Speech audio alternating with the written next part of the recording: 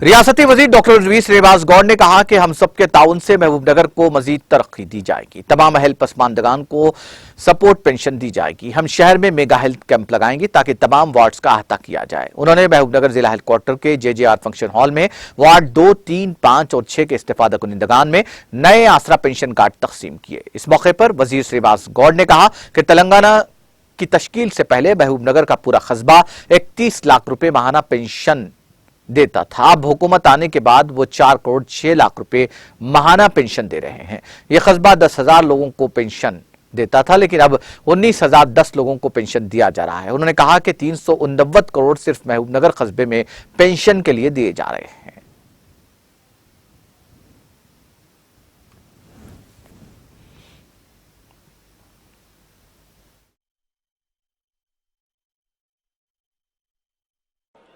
పేరు సంబోధించడానికి భావించాల్సిందిగా తెలియజేస్తూ 9 గంటల నుంచి వద్దాం అనుకున్నాం.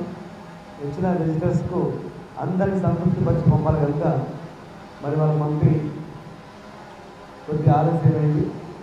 ఇలా ఈ 4 వాళ్లలో ఈ 4 వాళ్ళు కలిపి 2, 3, 5, 6, 4 వాళ్ళ కలిపి ఆ రోజు 588 మందికి 1,75,000 రూపాయలు ఇస్తే ఇలా ఈ 4 వాళ్ళ కలిపి 775 మందికి 16,09,000 ఇస్తున్నాం.